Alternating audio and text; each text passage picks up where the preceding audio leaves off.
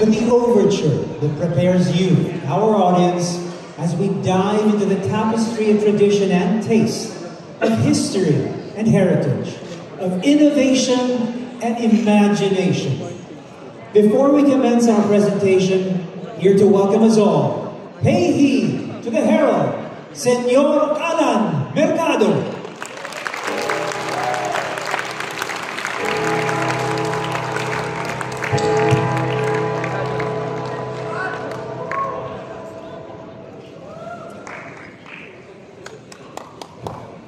Magandang gabi sa inyo lahat.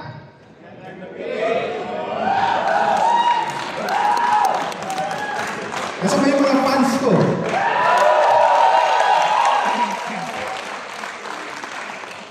Sa gabing ito, isang espesyal na pagdiriwang ang ating sasaksihan.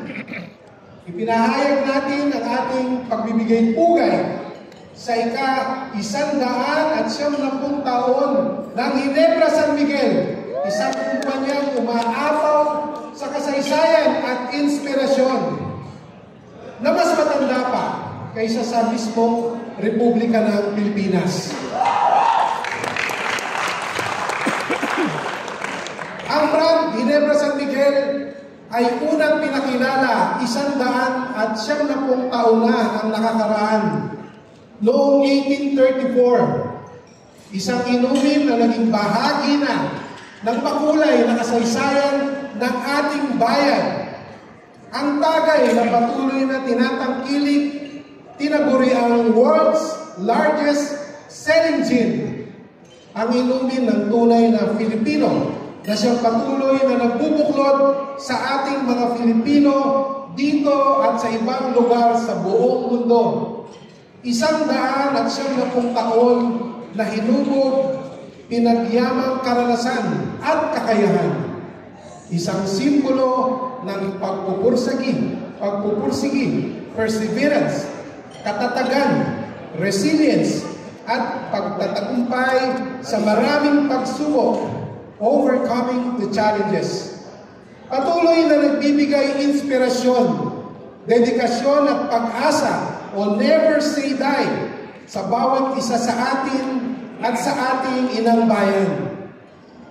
Sa mahalagang pagkakataong ito, buong galak rin natin ipinagdiriwang ang Gin is In ngayong World Gin Day, kung saan gusto nating ipamalas ang likas na galing at husay ng mga Filipino sa pagbibigay ng mga produkto at serbisyo na nagdudulot kaligayahan sa atin at sa buong mundo.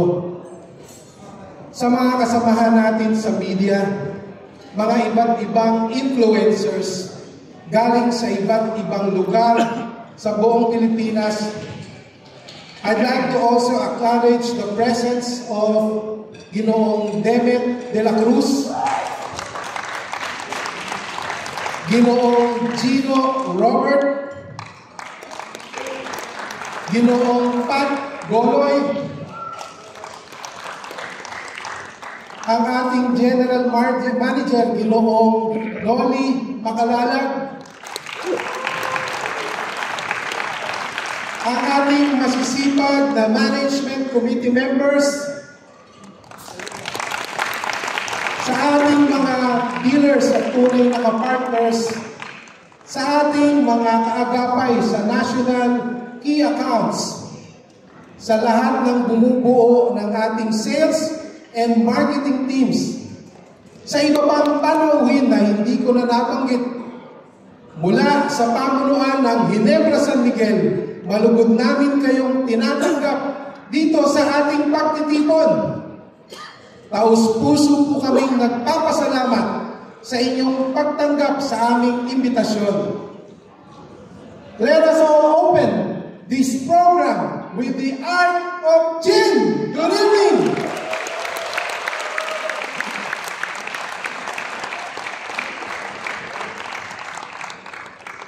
And now, the herald, Senor Ron Molina. Let's give him a warm round of applause.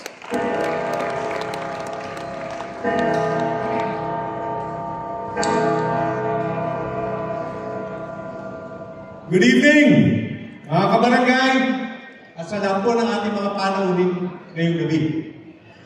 On the 190th year of Ginebra San Miguel, we celebrate the art of gin. Sabi nga ni Boss Alan. And tonight, you will witness a journey of 3 acts. Act 1 is about the origins of gin, the art of the origins of gin, which starts with Europe's obsession over the juniper berry. Yung juniper berry po, yan po ang main ingredient ng gin, ang nagpapasarap po ng gin. Act 2 is the art of Ginovations, which took Ginebra San Miguel from a drink of peninsulares and insulares ng araw to become the drink now enjoyed by popular demand. And Act 3. Act 3 is the act of imaginations, which takes Ginebra from just a product now to a brand that inspires expressions, creations, and popular culture. At the heart of all this is the excellence of gin. And at the heart of Ginebra is the excellence of our products. So at this point, it is my pleasure to share news with you that I believe we will all be proud of. Bakit? Because it represents all of us as Filipinos on the world stage. This year, for the very first time, we joined the Spirits International Prestige Awards, or SIP Awards, at Los Angeles, California. So this is in the USA, established in 2009.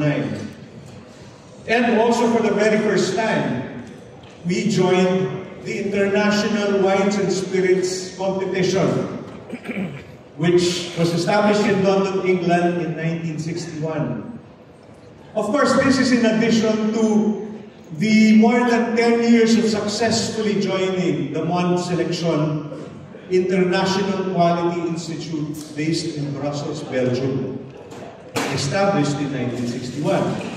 Now, led by Ginebra San Miguel, our products have consistently, sabihin, not just once or twice, but lagi po, year after year, been awarded the gold medal from the MON Selection. Do I hear some applause?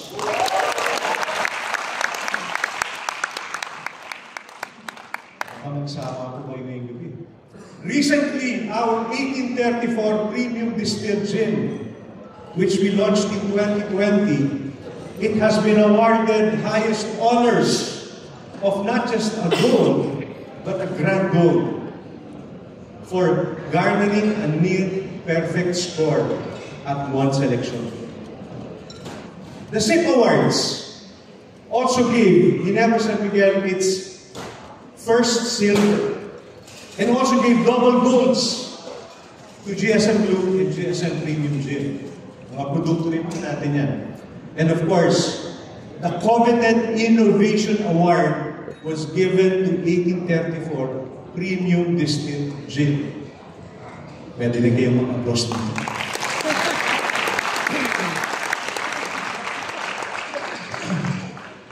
Mainit-init pa po, half of the press, we just gathered today that we earned a silver and several bronzes at the International Wines and Spirits Competition.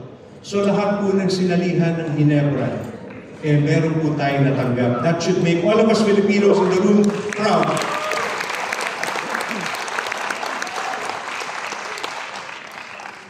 And this pride starts for something, because this speaks of the high standards, the high quality, and the high satisfaction that one gets from Ginebra San Miguel gins. And in fact, the only thing low about many of our products is the price. You really don't get to 190 years without a few milestones and masterpieces after all. But perhaps we've only just begun. panimula pa lang po ito. For the art of gin continues. And on World Gin Day, and every day, gin is in! Thank you and good evening.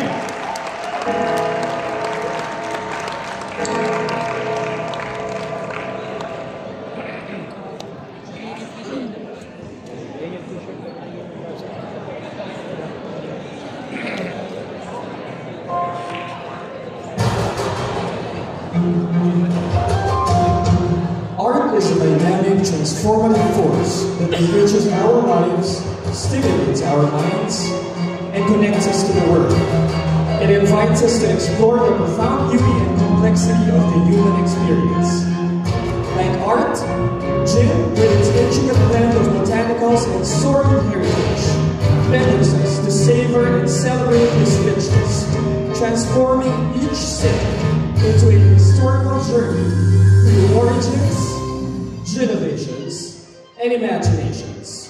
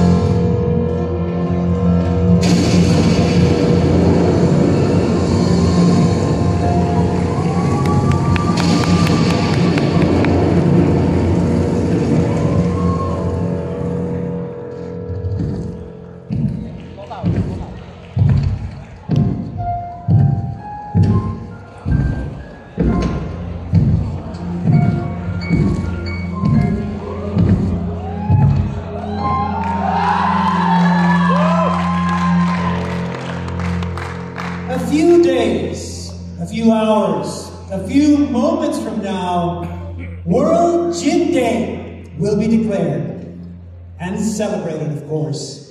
And the question that begs to be asked, of all the races, of all the peoples, of all the nations, why is it that Filipinos drink the most gin in the world? Tonight, I am Senor Herrera, your spirit guide, as we pierce through the veil of time together and explore as fellow realm wanderers why a particular nation has embraced this specific gin to define not only its culture, its heritage, but its essence, its spirit. Ginebra San Miguel, 190 years of patronage and counting. To comprehend its popularity, we need to understand its pedigree. To find its purpose, we have to go back to its origins. And who better to enlighten us than the historian? I summon Professor Alvin Campoanes.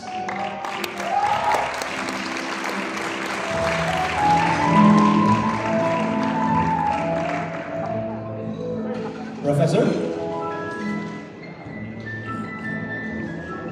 We're ready to learn. The floor is yours. Thank you, Bob. Good evening, everyone.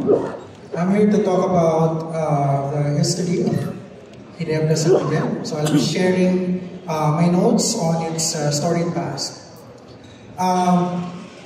Gin, as we know it, is Genever in English, Genever with a J in Dutch, and Genève in French.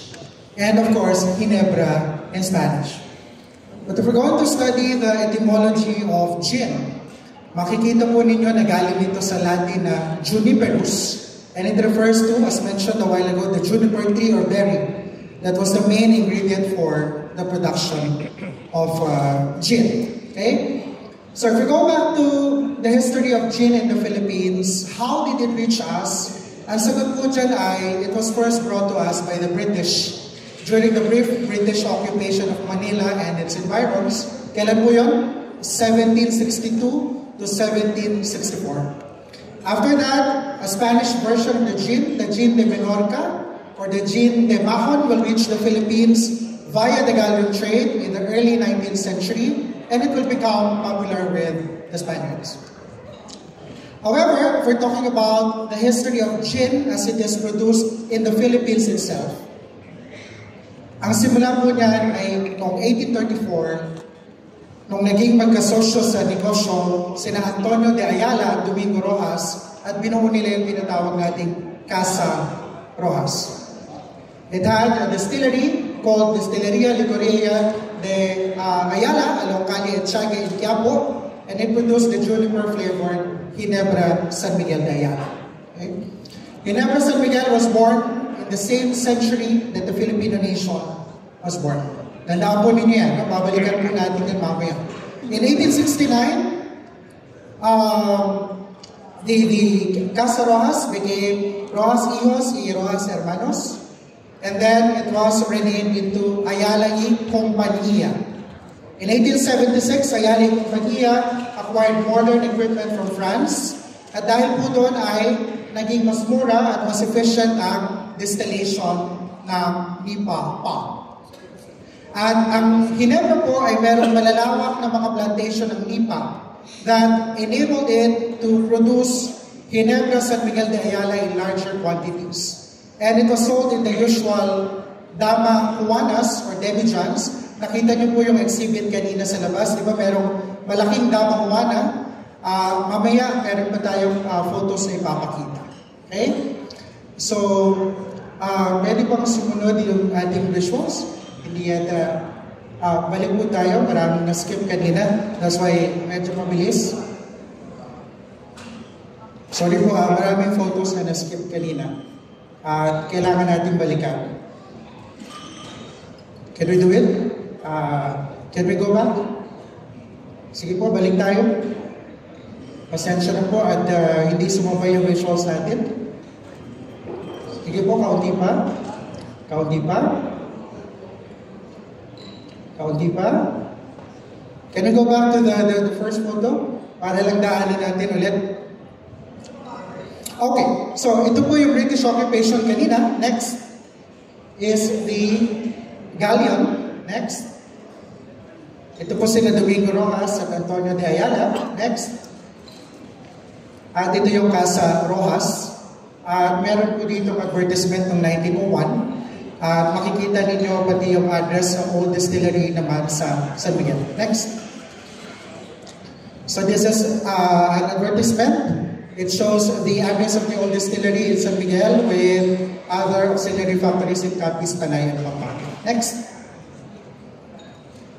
Okay, so yung point po kanina na sinabi ko na the Ginebra San Miguel was born on the same century that the Filipino nation was born. Yung 1834 na founding ng Casa Rojas, that was also the year when the Port of Manila was open to world trade. Okay? At ano po magiging resulta nito? You can see the photos. More and more Filipinos will have access to wealth. They will participate in international trade, access higher education, and then they will agitate for equal political rights with the Spaniards. When the reforms did not come, then the revolution happened. Okay? Next one. So if you will look at this composite image of the Grupo de Filipinos Ilustres by Guillermo Tolentino, hindi po nagkaroon kahit kailan ng group photo na magkakasama lahat yung mga bayani. Ito po ay ginawa lang ni Guillermo Tolentino. No? So yung ideya na yung Filipino nation was born in the 19th century, you can look at this image. Most of the heroes that we know, that we can recognize, lived during the 19th century. Next. Okay. So, ito na po yung karugtong ng storytelling natin. No? Noong 1879 po, if you can see his photo, there's a Filipino chemist named Anacleto del Rosario who developed a formula that would purify alcohol and give it a stronger body. Okay? Si Anacleto del Rosario po ay isang homegrown scientist and chemist. He was a friend and contemporary of Jose Rizal, schoolmate in the Ateneo and in the University of Santo Tomas. Later on, Ayala y Compañía, the company, acquired the formula from Del Rosario, and the company began producing strong gin products that appeal to ordinary consumers. So a while ago, I mentioned that in the beginning, it was only the Spaniards who really had access to gin, but because of this, pati po yung mga karaniwang mamamayan ay makakatikim na rin ng gin, not just the Spanish elites. Next. So, noong American period po, ay very conscious ang mga Amerikano sa public health, sanitation, and hygiene. In 1904, the Food and Drug Act was passed. And they studied the products of Ginebra, and Ginebra gained the distinction of being pure and stainless. Ibig sabihin po, ganun siya kalinis. At yung standard, yung highest standards natin for producing liquor that Ginebra is still famous for, you can trace it back to this period. Okay? 1924, next po tayo. Okay? Next. In 1924, a Filipino-Chinese businessman named Carlos Palanca Sr. Bought the Ayala y Compañía and the Ginebra San Miguel from the Ayala Rojas clan. Okay? And, of course, Palanca Sr. was the owner of the Distillería de La Tondeña. Okay? Next po. Can you go back a bit one slide? Mabilis lang po. One slide. So the forward. Okay. This is the aerial view of the La Tondeña Distillery in Tondo. They opened a new one in 1928, and then the company got incorporated in 1929. Next. Okay, so this is a very interesting story. Fernando Amorsolo is known in Philippine art history as probably one of the most popular, most influential painters. Okay? Amorsolo graduated from the Liceo de Manila and from the UP School of Fine Arts. He will later become director of the School of Fine Arts.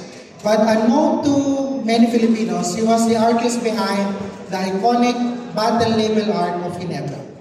Okay? At ano po yung makikita natin doon? Si St. Michael ay nilalabanan si Lucifer gamit ang kanyang espada, and he is driving him back to the flames of hell. And perhaps this was Amorsolo's most enduring work as a commercial artist. Okay? The story behind it is that Enrique Zobel de Ayala, who was not just a businessman but also an art lover and patron, was so impressed with the talent of Amorsolo, he sponsored his studies in the Real Academia de Bellas Artes de San Fernando in Madrid. Alam po nyo, doon din nag-aaral si Juan Luna at si Felix Resurrección Hidalgo. Okay? Now, according to Enrique Zobel de Ayala, it was the best representation of Ginebra San Miguel. Tingnan po natin yung photos from left to right. So the original label is on the left. Yan yung drawing ni Amorsolo. It will be modified later on. Ano po yung difference? Magkakaroon ng mga mountains sa likod, hindi ba? And then, it will be further modified towards the present. Okay? Now, what does the concept really illustrate? Well, for one, it pays homage to the source, no? the old distillery of Ginebra in San Miguel. And also, ito po yung paliwanag dun sa official history ng Ginebra. No? The concept illustrates that the gin is a mixture of good, that's St. Michael, and evil, that's Lucifer, in a battle. Okay? So, dapat doon po ito ay forewarning. It forewarns the drinker about the danger of abusing liquor. Okay? Kaya naisip ko po dapat pag-iinom siguro, talagang shot glass lang. Because if you do it bottoms up, mananalo si Lucifer, di ba? Mapupunta siya sa ibabaw. Okay? So that label will be etched in the Ginebra gin bilog bottles in the 50s. You can see an example outside in the exhibit. And this label art will be modified through the years. Next book. So in 1987, Ginebra adopted La Tondeña Distillers Inc. As name, as corporate name. And in 2003, it adopted Ginebra San Miguel Inc. as corporately. Okay? So ito po yung mga examples of bottles. You see some of them outside. So the Dama Juan, the first one is from the late 19th century to the early 20th. Yung frasco, yung Cuatro Cantos. And then sa dulo po yung gin bilog na naka-etch yung sa bottle mismo yung symbol ni San Miguel fighting Lucifer. Next. So those in the left are the gin bilog with the paper labels. Okay, and the frasquito, a smaller version.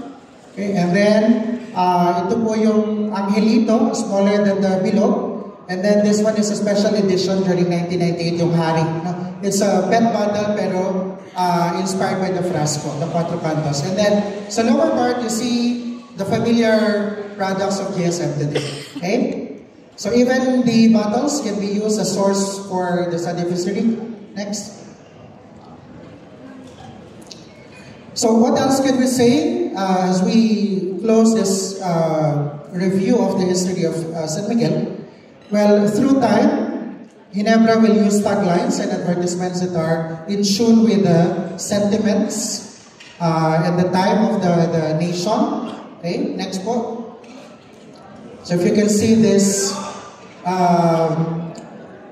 old advertisements, okay? Alam niyo po, isa sa pinaka-iconic, pinaka-tumatak ay yung tagline na ito ay inumin ng tunay na lalaki.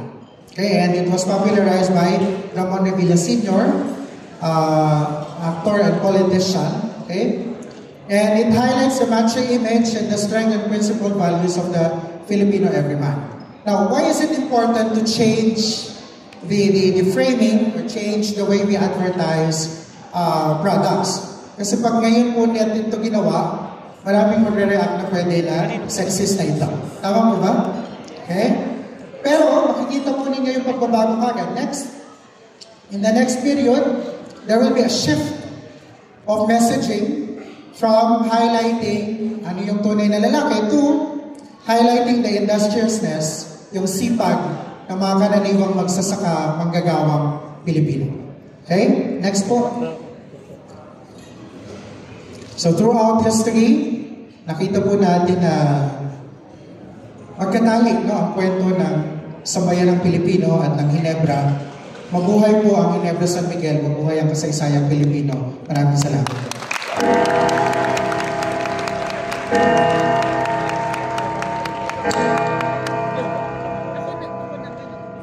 190 years of history, Professor. Well covered. I think the path on this journey is a lot clearer now. Now, as I promised, we shall pierce through the veil of time and experience history together. Allow me to transport everyone back 190 years through the sense of taste. Servers,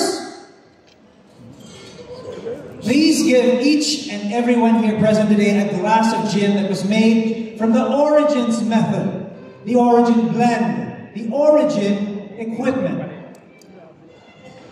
Fellow gin lovers, exclusively made for you tonight, together, let's go back in time and taste our origins.